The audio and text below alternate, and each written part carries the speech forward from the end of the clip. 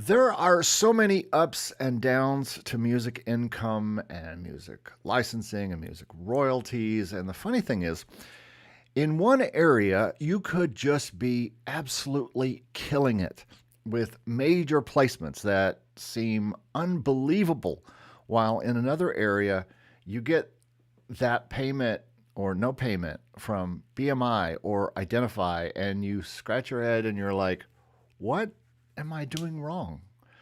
And then there are the other things where everything is just static, stock or some library that you're in. And it just seems like nothing is changing.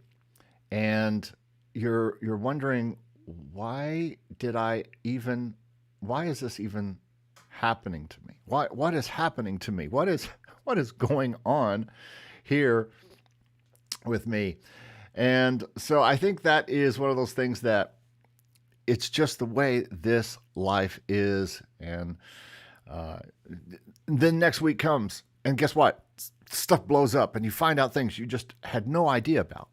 And so I'm going to talk about some of those things today. That's exactly what has happened to me in the past week. It's been kind of a crazy, kind of a nutty week.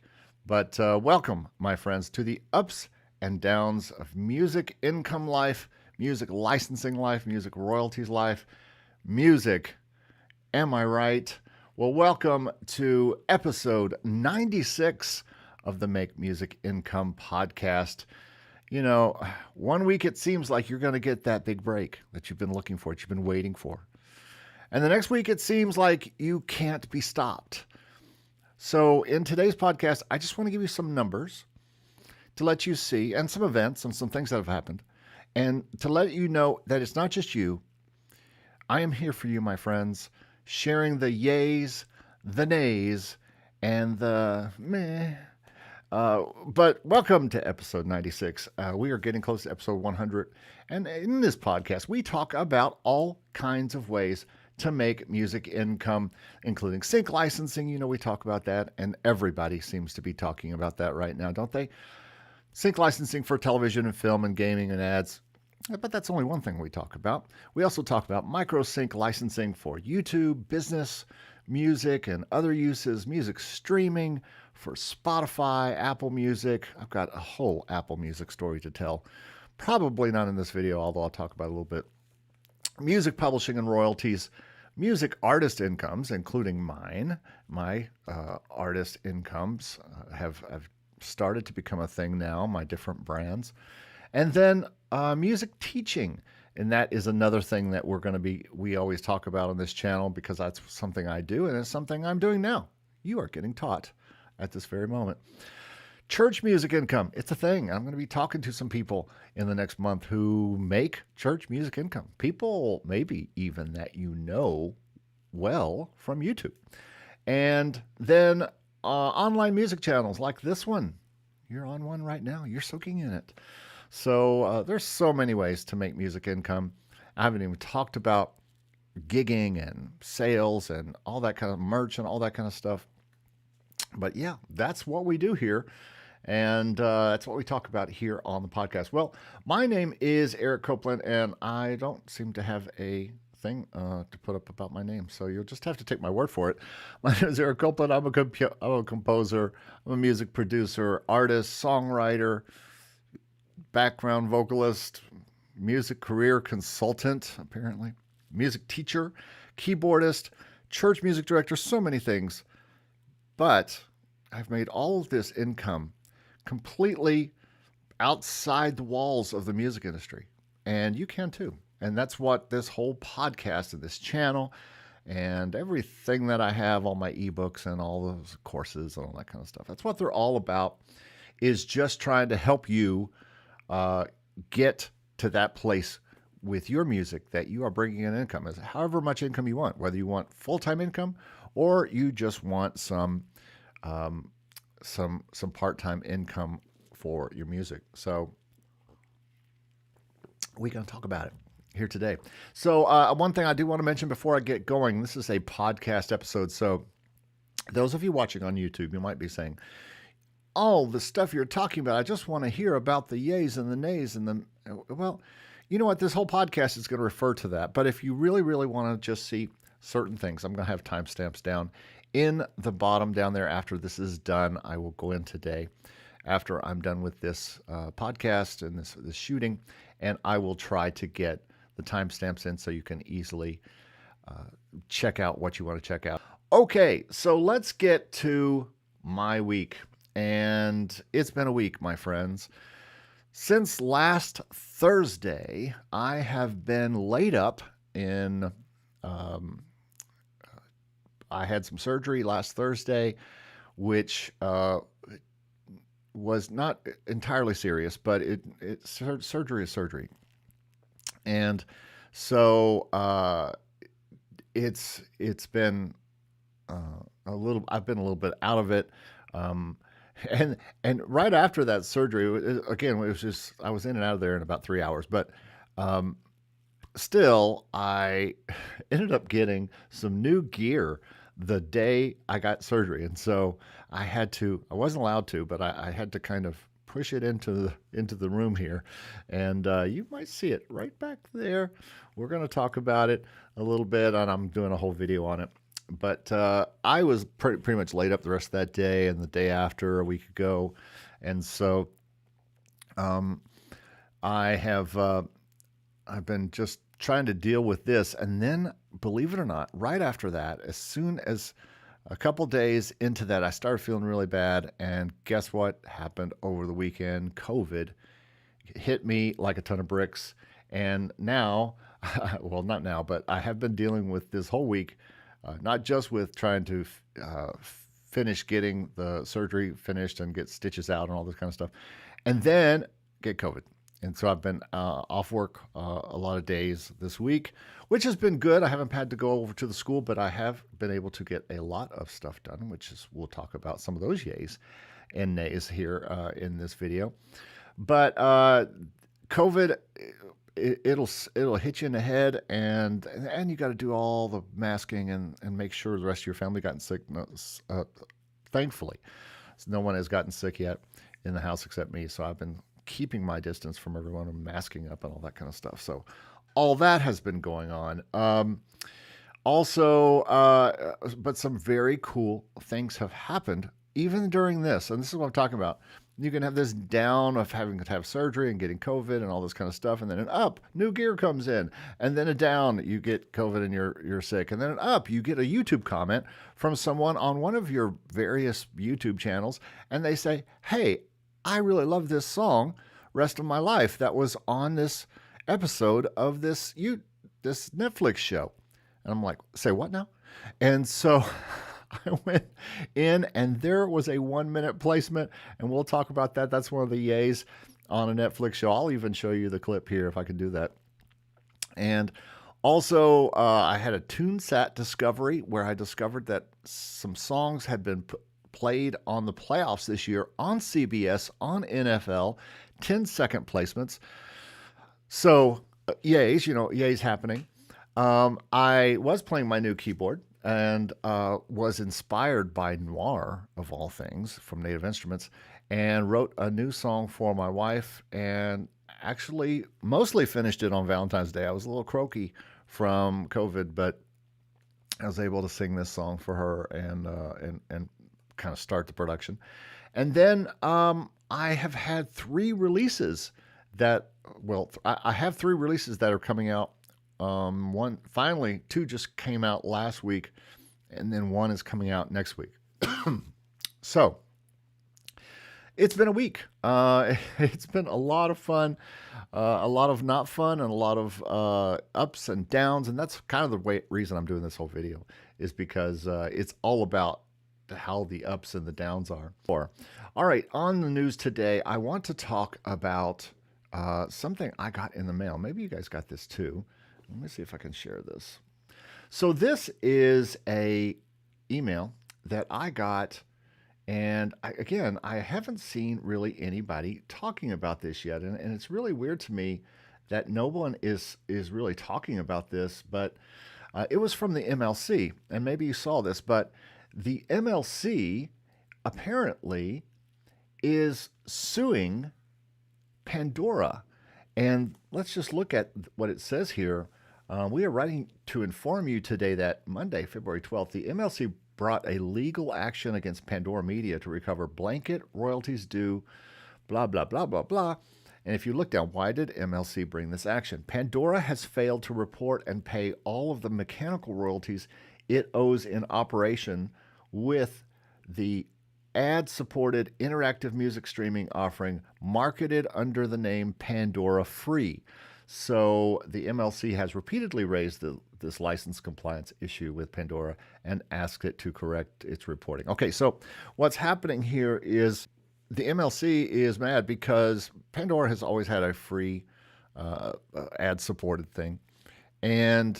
But I guess they think that since they have to get ads to pay for it, that they don't have to pay royalties to people, and apparently the MLC disagrees. And so the MLC, which I did get a payment for, by the way, today. That's one of the things I'll talk about here. But the MLC is not having anything. I say, no, nay, they say. We want you to make sure you pay for those uses. So there we go. We have a little fight on our hands between the MLC and Pandora going on, and I haven't seen anyone else talking about this. I'm not sure what it means but I think it's a big deal because Pandora, every time you put your music out on DistroKid or CD Baby or whoever you use to put your music out,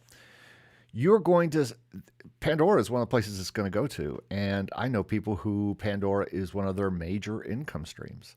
And so if people are using Pandora Free and that is not being reported or paid back to the MLC, which is who collects that kind of thing now. Now, I'm a little questioning this particular news piece because the MLC, I know they collect mechanical royalties, right?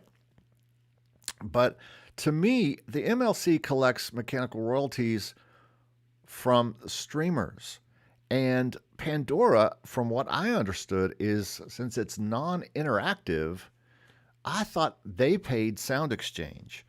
And I know they pay Sound Exchange. So I'm a little wondering if they have to pay Sound Exchange and the MLC, which seems a lot. iHeartRadio, SiriusXM, Pandora, these are the main places that pay Sound Exchange, non-interactive streaming. And yet you have the MLC collecting mechanical licenses, which usually they are collecting from streamers like Spotify and Apple and all that kind of stuff for mechanical licenses. So anyway, I just thought that was interesting, and I hadn't seen anybody else talk about it. And so I decided to talk about it. So that's the news. Let's see. That's news number one. I kind of have another news item. But before I do, let me talk about the stock market. In case you don't know, I have added some things to the stock market. I'm just going to call that up here. You can see right here the stock market, where, why, how to submit your music for non-exclusive, royalty-free music licensing. And a lot of you have bought this course, and I appreciate that. But I did want you to see that now in the course, there are three free options, three kind of free things in the front of the course. And I always have free things for you. But I have there used to be just the introduction that was free, but now I have two other videos that kind of talk about music licensing up front, just so you can get a really good sense of what you're getting into, what kind of money you could make, a case for stock licensing, why you should think about it, and also an introduction as far as what the course is going to be talking about and all that kind of stuff. So get that. It's free. If you want to be part of the stock market, or if you've thought about it, it's a good time to go and check it out. And you can check out the stock market, and you can see that at makemusicincome.com/stock market. Okay, cool. Let's get to other news. I've got some other news that I want to share with you. I just have to see what it says on my script. Because I'm not good without my script today. All right, news number 2. Eric remodels his studio. Okay, so you can't really see it that much, but and I'll do another studio review because I'm still kind of figuring it out and still kind of working it out, especially the part that's behind me. I have a new computer monitor over here. I have something new over here that you really can't see, but it's going to be, I think it's going to be pretty cool once I get it all going. And basically, let's just say I think I have figured out the studio and the keyboard studio of my dreams. I'm just going to say that. Okay. I said it. There, I said it. And I'm pretty excited with how it's going along so well. And anyway, that's what's going to happen. I've started writing in it, working in it already. I still may upgrade this to the Mark III version later, but right now I think I'm done for now. As usual, as always, I have more free stuff for you, really. You can just go to makemusicincome.com/free. I have the Tools to Make Music Income version 2 ebook up there. It's got more stuff about new setups. As a matter of fact, I'm going to be adding to it because some stuff I have found out is going to be really good for you to know to get your music studio at home going up. So go to makemusicincome.com/free. There's all sorts of stuff there free, but certainly go and get yourself the Tools to Make Music Income version 2 ebook. That's free. All right, everybody. Well, thanks for being here with me today. Let's get into this a little bit. Now, I want to start today. I just want to start with some positive. Hey, why not? Let's be positive today. Let's start with the yays. Ta-da! Despite all the surgery and the COVID and everything like that, there has been some amazing yays and good things that have happened to me. And one of them is something called a placement on, I don't even know how to describe this.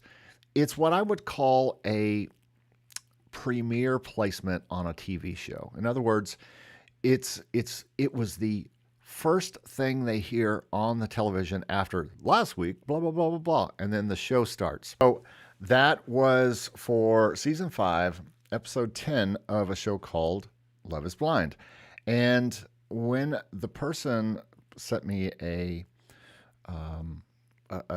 message on a video on my YouTube channel for Positive Spin Songs, she said, I don't know if you know this, but it's being used on this show, and so I went to the episode to check it out and say, okay, how am I going to scan through all this whole show to find this song? Because if you've ever had a song used on a show, it's sometimes really hard to go and find that placement, because you got to search through the whole show. You don't know where it is, and you got to listen to the whole thing. And who wants to watch this show, Love is Blind? Now, I have to admit 2 things. Number one, my daughter says, I love this show. I watch the show all the time. And my wife and I did actually watch the first season of the show, or some of it, but it just got too dumb. But so yeah, I watched it a little bit. But the good news was it wasn't hard to find, because it was the very first thing after the opening credits and opening what happened last week is this placement, the very first thing. And it's kind of like my first iconic placement on a television show, where it starts out with the entire intro, plays through the whole first verse. It's a whole minute long at Netflix. And so now Netflix does not pay super great, but this is one of those yays. This is one of those things that makes you go, hey, this could work. I actually called my library and I told him about it. He says, yeah, he goes, you beat me to it. I hadn't even seen that one yet. And so it's good for everybody. It's good for me. It's good for the library, and it's good for you guys to see that this can happen. It can work. This could work, maybe. So if you've ever had anything used like this at the beginning of a show, I'd love to know about it, but it's pretty cool. Usually I have to hunt and find my placements because they are hidden in a show or a movie or something in the background behind talking. You can barely hear the song, but this was the first time that I could really hear it well. And it was like my wife and I were just watching. It was that moment that if you're involved in sync and you're trying to get your stuff in television shows or movies or stuff, and you think that moment is going to come that I'm going to see my placement. And it's going to just be boom, there's my song. And this is a song that I literally wrote in the hot tub about my wife. And just sitting there thinking about it. And I got a whole video coming. Once I see, it wasn't on this statement. It'll likely be on the next BMI statement because it was an October 23 placement. So this particular placement will likely be on the next BMI statement. So it'll be interesting to see how much it pays out, and I'll report that. And I'm just going to do a whole video on it. It's going to be called From Hot Tub to Netflix, or to BMI, I should say, so you can see the entire thing. So yeah, that was pretty cool. And so I called my library, and it got a conversation going with this particular library, which is my library that's tied with BMG, and so I get a lot of placements through this library.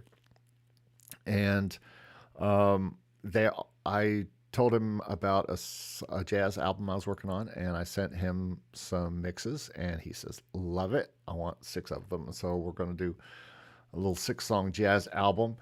And he also told me he is starting a sync agency. And so I don't know how that's going to work for me. I've been flirting with restarting my record label, and that's what it's really going to take to get into sync agency. As far as getting in working with sync agents is having artists. And the problem with this is it's not just having artists, it's having artists that are really working their social media, that are working their YouTube, that are working everything, and working Spotify and Apple, and really pushing everything and getting, because sync agents are looking for, and music supervisors who are being pitched, they're being pitched to an artist. This is why sync agency is so different than libraries, is that sync agents are really looking for an artist rather than just a song. And they want the artist tied into their show. And so that is really the difference here. And I'm not sure, to be honest, folks, that I want to move away from my composition work, which has become the thing that I want to do more than anything, is compose and work on compositions. And as you know, I am a person who wants to put things where they fall. I'm less interested in getting a placement than I am in composing. I know that sounds weird for a channel like this, but I understand the people who just are writing songs to get placements. And that song that's in that Netflix show that I just showed you, was it written for this use specifically? Yes, probably. I was, at the time, I was writing an album full of pop songs to try to get my first library. And I don't think I had gotten this library yet. And this was one of the songs that convinced this library to work with me, and it's been a great relationship ever since. So that was the first of the big yays this week, was getting on Netflix, and especially a top of the show placement, which was very cool. Second big yay for me this week is I did a search I just was looking over TuneSat. And if you don't know what TuneSat is a website, tunesat.com, where it searches the internet for placements of your music in television shows. And I got something. One of the searches I did was a library, not this library that just got me this one, but another library that I'd never seen any placements on yet. I don't know if I have any, but I haven't seen them. But I saw my first one. As a matter of fact, I saw 7 of them, and they were all on the NFL on CBS during the playoffs. And if you don't know about me, one thing you may not know, or you may see by my hats and t-shirts sometimes, I'm a sports crazy person, especially basketball and football. And to get some actual NFL placements on CBS of all places, because CBS, you want to get placements on, getting that Netflix placement is nice, and it's a popular show, so it may end up doing well as far as payment. I don't know. But networks are better. and networks are where you can really make some income. So I got 7 placements on NFL on CBS during the playoffs on different games. Sounds like you could play a little snippet and they were only 10-second little placements, but you could play a little snippet of it on TuneSat. Sorry, I'm still dealing with COVID a little bit here. The backside of COVID. And I could hear it, and it sounds like it had something to do with Ritz, the cracker, some kind of ad that was placed inside NFL on CBS. So it's kind of an advertisement slash NFL placement. It's a marching band type of thing that I've been working on, that I worked on. I'm still doing more of those for this particular library. But the pluses are, number 1, I was part of the NFL. Number 2, it was placed on CBS. Number 3, it was with a library that hadn't really shown me any big placements yet. And there's more that I'm doing for that library right now. So very exciting. Another big yay. And we're very happy.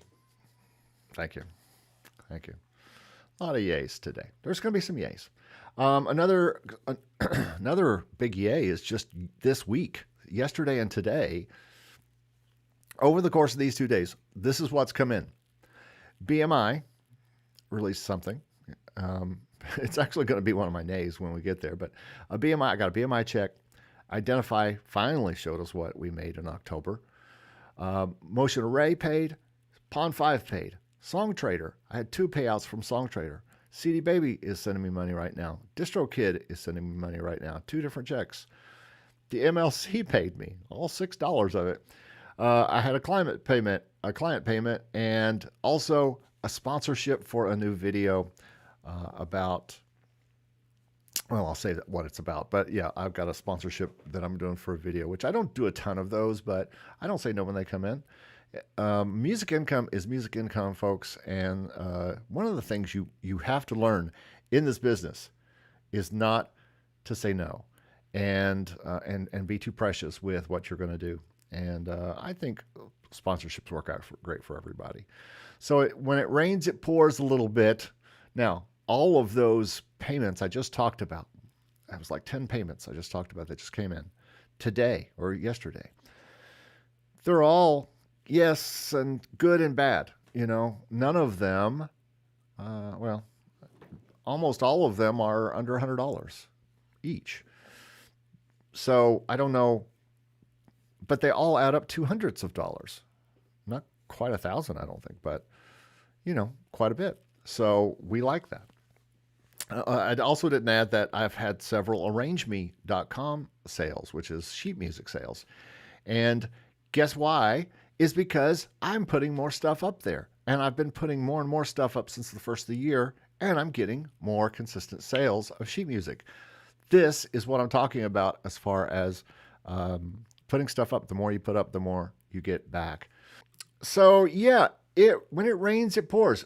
All these yays coming in. But there are also some nays. Now, I just told you that I got a BMI payment. Yay, right? BMI payments only come in 4 times a year. They're quarterly. So I did not expect this check to be very large, and it was not. It was sub $100. And my last one was close to $300, I think. And, you hope for these things to keep going up, and they do not. And so when you see it automatically deposits into my business checking account. And so I can see it from the minute it comes in. And when I see that number, I see BMI for both my writing and my publishing, and I kind of go, and then I look at the number and go, oh, that's not bad. Or, and so this was kind of, and so down on BMI this month, this particular quarter. Now, I expect next quarter to be a little bigger for a couple different reasons, because it should be the fourth quarter of 2022, and that's where you should see that placement from Netflix, and that's where you should also see the placement from all the Christmas stuff that I had, which was a lot of Christmas stuff this year. And so I'm hoping that will be a bigger one. And this is something you hear on every channel of people who talk about this kind of thing, is that these BMI checks, 1 month it's great, and then a next check it's down and up and down, and you can just never depend on it. But it is kind of depressing. If it wasn't for the fact that I had all these actual successes, then I would really be down right now. And that's what I'm trying to make today, is that there, for all the yays, the great big highs, there's also the lows. Identify's payment for October, we've been waiting for that for months. It finally came in, and mine was very low, like one of the lowest ones I've ever gotten. But there's a silver lining there as well. There were more claimed videos than ever. That number keeps going up, which is good, because eventually one of those claimed videos will pay big and pay hundreds of dollars, even in one particular month. So it's Identifyy. We got the BMI and Identifyy are pretty big numbers that come in. You get paid by them quarterly, but with Identifyy, which, if you don't know what Identifyy is, it collects content ID, royalties from YouTube. And Identifyy really brought in probably my second most in my non-exclusive incomes last year. Probably second only to Motion Array. Yeah, BMI can be down, Identifyy can be down, and at the same time, you get told you had a top placement on a pretty popular television show on Netflix that everybody in the world watches. And then you had 7 placements on CBS and NFL placements, which is like a dream for me. So you can have the downs of BMI and Identifyy being down and then have the placements being up. But there's so much more to be excited about and to be thankful for. Now, there are highs and there are lows, but there are also just kind of like medium moments in this career, in this work. And I'm dealing with some of those right now. One of those is stock music. You know, we're in the down months of stock, so this could also be a nay. But I look at any income, anything that's coming in, as found money. You know, once it's out in the libraries, anything that comes in is like found money. It's like extra on top of what I'm getting. I'm not doing any other further work for it. But it's kind of a meh time for stock right now, and it may end up being a meh year for stock. Now, as I talked about in my income report just a month or so ago, I made about as much in non-exclusive incomes, which is actually all my non-exclusive incomes went up, but the quote-unquote stock market stuff, that all stayed about the same. It stayed right around $3,000, which is not a lot, but it's not nothing, and it did stay around the same spot. So it's kind of just meh, staying right there. It's not anything to get crazy about. It's not anything to get depressed about. It's just right there. Another site that I've joined lately is Music Supervisor Pro. And that is something that offers me lots of briefs. Although, if you saw my latest video about briefs, you know how crazy I am about briefs. But they have sent me some things recently that kind of fit me. Oh, another one is TuneEdge, which is another thing that sends me briefs, and I submitted some stuff to them this week. So I am really kind of not that excited about briefs, as you can see in my video on briefs. I'll put it in the description below or in this video somewhere. But the reason I'm not that excited about them is because it just seems like a lot of work for probably nothing, most likely nothing. But yet you do it, and I do it if I have the stuff that's there. I'm not writing to briefs. I'm not taking time to write to something that's an if. Briefs are just ifs. I don't know if you saw that short from me, but they really are. But Music Supervisor Pro has been something that's been kind of fine. I pay monthly for it, $9.99, and it's nice to get a lot of briefs and to have some of the other things that they have with it. And they do give you a lot of attention, which is nice. And we'll see if anything comes with it. I'm going to keep experimenting with it for now, but I'm not sure how long I'm going to pay for it. And then one thing I did decide to pay for this year was SongTradr Pro. SongTradr, as you may or may not know, is one of my bigger libraries as far as one of my bigger incomes from non-exclusive music. I think it was third or fourth on my incomes this year with $300 or $400.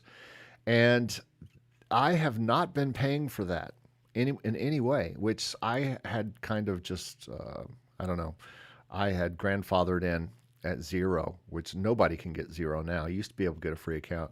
Now you have to pay $50, $49, or $19.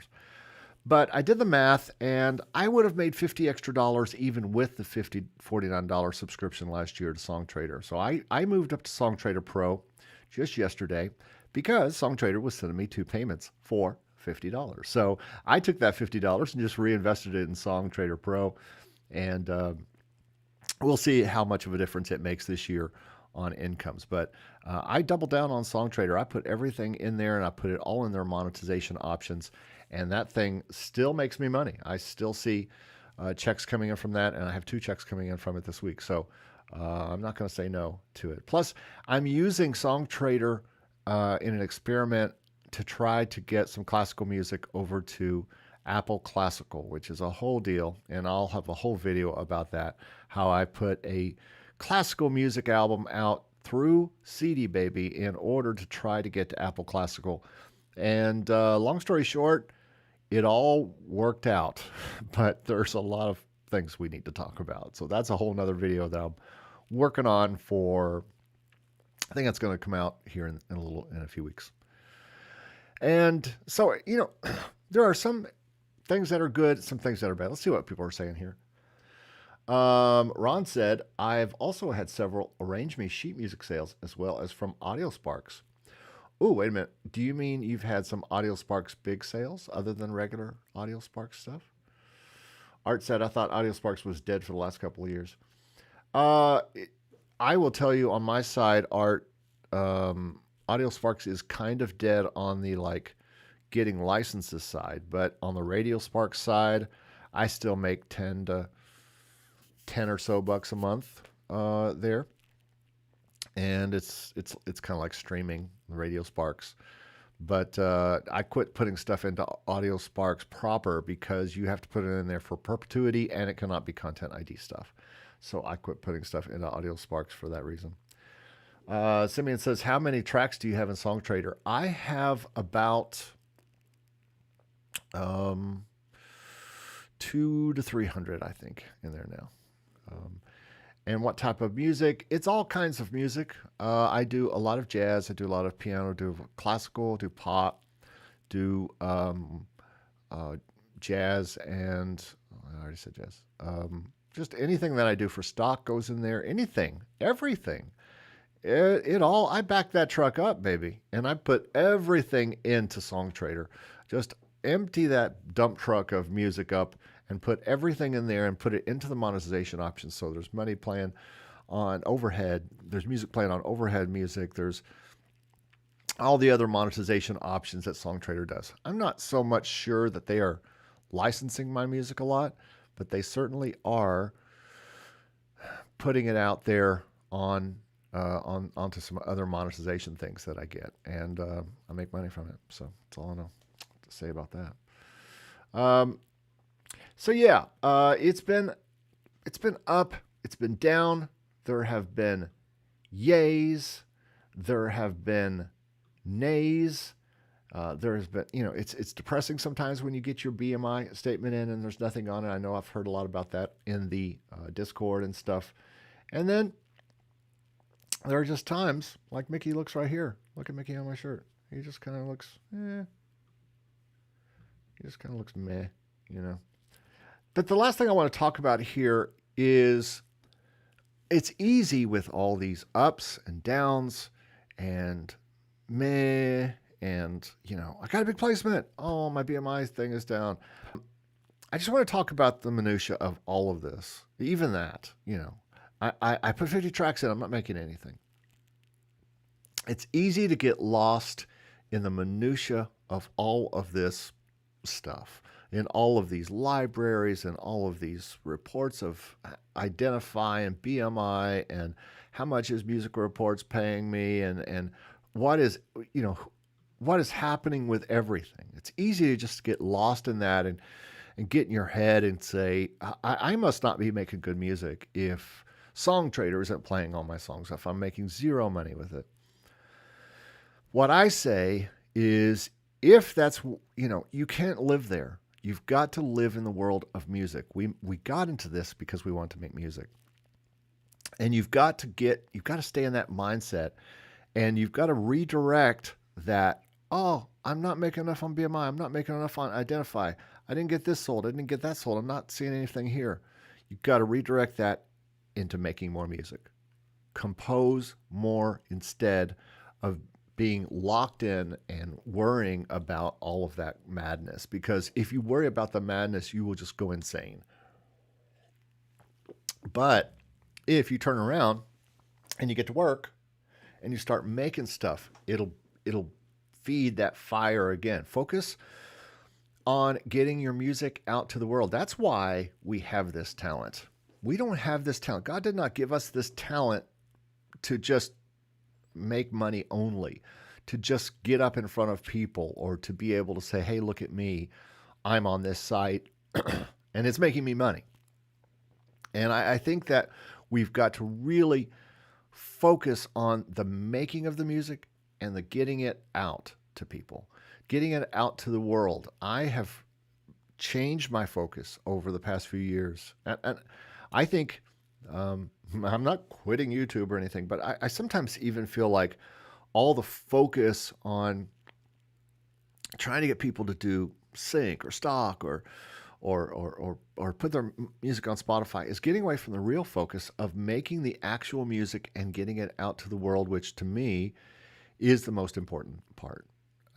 I think legacy over income these days.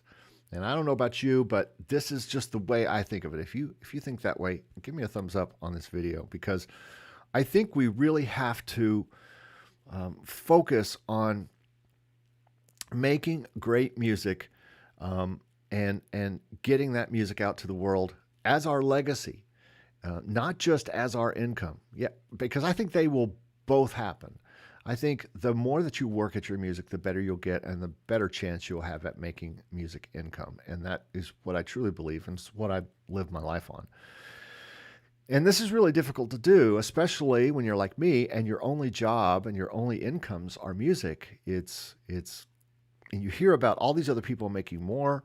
You see on Discord, this guy made this, and when the Identifyy payments come out, inevitably everybody says, well, I got this on Mini, I got this much, I got this much. And there's a real, and it doesn't matter whether you need the money or not. It almost feels like either a knife in the heart that somebody else got all this money and you didn't make anything. And it's tough. It's a killer in this. And you can't get all wrapped up in that. You can't sweat it. You cannot worry so much about how much you're making. If you're only doing music for money, then you are in the wrong business, my friends. Wrong business. Go do banking for money. Go do something else. There are lots of things, sales, and there are tons of other jobs you can do to make money. If you want to make as much as everybody else and you want to get in that game where you make more money than the other person, there are lots of other jobs that are better. Music is not made for you making money. Music was made as a gift from God almost, that we are given to go out and make this music, get it out to the world, and let people enjoy it. And you just have to relax and keep composing. And that's about all I have to say on the matter of this. You cannot get lost in the minutia. You've got to just make your music, and you've got to make the music you love. That's what's most important. And then after you make that music that you love, put it out all the places. Put it out to all the places. If it makes you money, great. If it doesn't, at least you're getting your music out there. People are hearing it. Something is being done with it. And this has been something that I've been preaching to all of my clients all through the years. You were not given talent in order to just make money. You were given talent so that it could be shared with the world, and that's what you should be doing. And I think the people who do that with no expectation of money are the people who probably end up making more money than other people. And if they don't, and they still have that no expectation of money, but they're doing it, they're going to be surprised and maybe even blessed by money coming in. Otherwise, they're going to be just making money, music they love, and they're going to be putting it out there, and they're going to be living a life they love. I hope this has helped everybody a little bit. For me, this is a passion project. This whole channel, all my channels, all the teaching, all the experiences I'm relating is all about the passion of telling you what's happening with, and the yays of having something on Netflix or on CBS or something, and the nays of having kind of what I feel are very low income reports from, let's say, BMI or Identifyy this particular month. Yet I get money coming in from tons of other sources as far as music. So very blessed, and I feel blessed about all of that. I really appreciate you taking the time out and watching this channel. And I know there are lots of other people to watch, and everybody is talking about sync, and everybody's talking about, licensing your music and all that kind of stuff. And that's all great. And I do it. I do it all the time. It's part of my life. It's 25% of my life probably is working on that particular thing. But I really do it as an outlet for the music that I make that I love. And I would really challenge you, if you're watching this video right now, to do the same thing. Make the music you love, and then follow these channels that people are talking about how to get it out there, and get it out there. But don't get lost in that minutia of yay and then super high mountaintops and crushing valleys. Just enjoy making the music, and if something happens, great. Catalin says, how about reaching our target audience? There is a following out there in the world for our music. How do you reach them? Well, I think, again, this comes from making the music that you love. You've got to be authentic to reach the people that is your target audience, because they're not going to just want anything that you throw out there. So I've always found that just writing, the things that I did, that song that is in the Netflix song that I showed earlier in this video, that got on that show, that was just a natural song. I literally wrote it in the hot tub. I wasn't like going, oh, okay, I need to write a song. It wasn't for a brief. It wasn't for anything. I wrote it for my wife, and I don't sit around writing songs for her all the time, even though I just wrote one for her this week as well. But it was a time, it was something I needed to say to her. And it also felt like it would be a really good song, a positive. I was trying to write very, very positive pop songs. And it's kind of a song that could be about love in a lot of ways. So my target audience was people who want a positive song that makes them feel good. And so I just wrote it out of that space. But as far as how do we find that target audience? Well, it helps if you have a genre that you know of people you're going to. For instance, I'm doing a lot of, I'll be doing a video about this, but I've been putting a lot of music out onto Spotify and onto the DSPs. But also I've been doing a lot of marketing from Facebook and Instagram for each of these albums, trying to get people to discover them. My target audience for each one is different. Sometimes it might be a classical music crowd. Sometimes it might be a jazz crowd. Sometimes it might be a certain age group or people who love a certain instrument. So, boy, if you really want to pinpoint a target audience, let me tell you, a way that you can really pinpoint a target audience is to do some focused ads in Facebook. And I'm not talking about spending a lot of money. I did one last week for a classical album I put out, And I just did $1 a day for 7 days. I spent $7. But now 100 people around the world have been listening, and more people are finding this music. So you can find them. But I think you have to be, number one, authentic. Number two, you have to be making the music for the type of genre audience that you're looking for. And that's the real secret. Making music that people are wanting and looking for and finding. I think sometimes we're so concentrated on reaching out to people and grabbing them by the neck and say, listen to my music, when they're really not the audience for our music.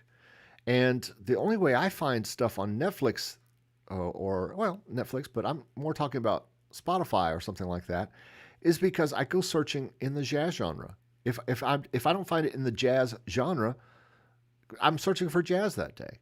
So I'm the target audience for that day is me, a jazz person, and the jazz person put it in the jazz genre. So I think that's some of my answers for that. I hope that helps, Catalan. But thanks so much for tuning in today. I will see everybody either next week or very soon. I have another video interview coming out first of next week, and it's going to be a good one. So we'll see you guys later. Thanks so much for watching today. And if you have any more comments, put them in the comments below, and I'll answer them offline. So thanks so much. We'll see you next time. Have a good week.